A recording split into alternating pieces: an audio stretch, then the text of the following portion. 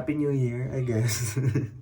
Wala lang, just a random day in my life where I will document and add to the files that I'm still here in my 20s. Whatever. So, suddenly I can speak. Ang dami ko sinasabi kanina.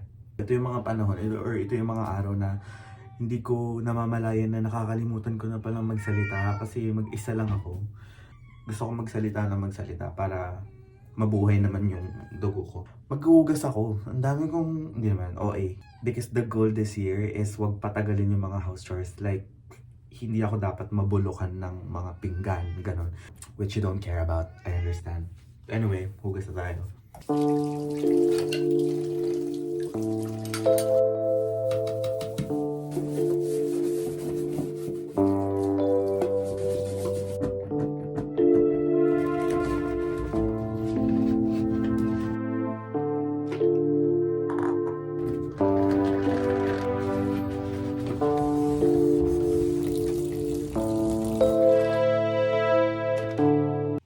Napaka-OA ko, unti lang naman para nangungugasan ko. Mukha lang makalat kasi ang dami kong ginamit kanina nung gumawa ako ng shake, tsaka nung kumain ako. OA talaga, OA.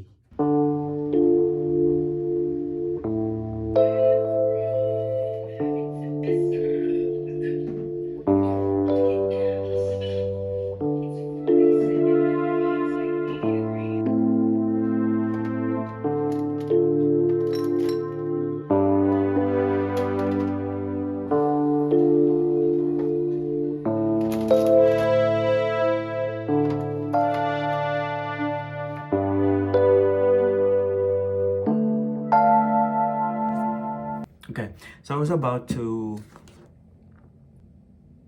Hey! O, mag-hi ka na lang dito. Hello! Parang ayaw niya. Anyway, so lilipitin ko na sana tong kanin na isang Tupperware na sinain ko lang kaninang umaga.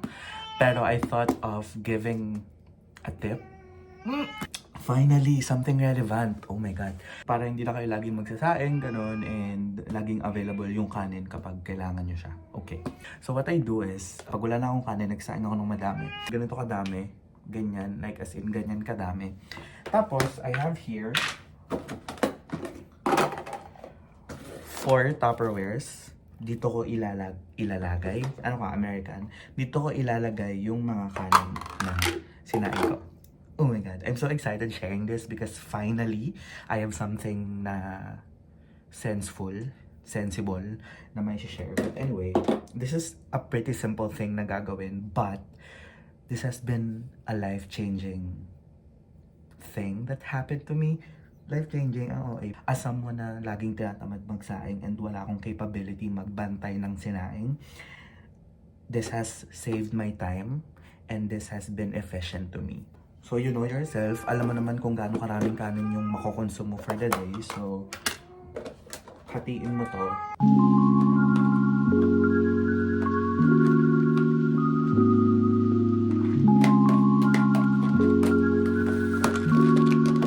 It's done. These are all my rice for the week. If you're asking baka mapanis siya, ilagay nyo sa freezer.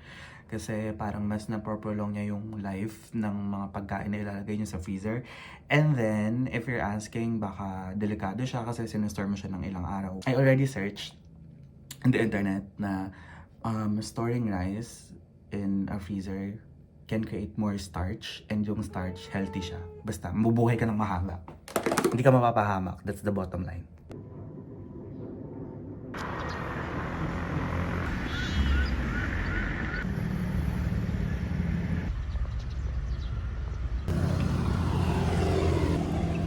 Walking lang kami, guys. Kasama ko yung tropa ko. Tropa. Hello. Tropa natin yan. Dito kami sa Imus. Imus sa inyo.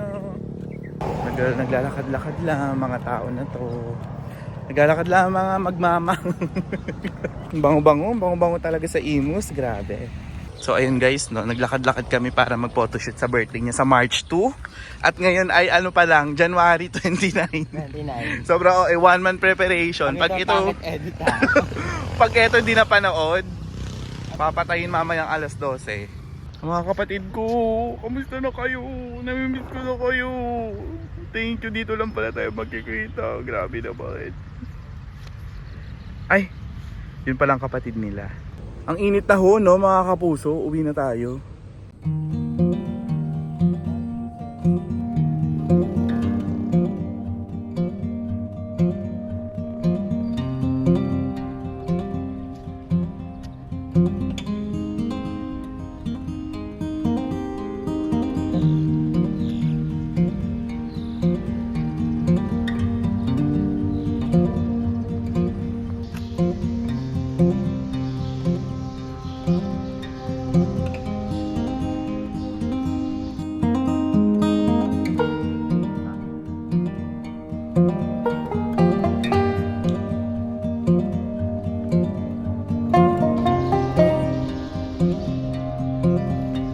Joke lang po.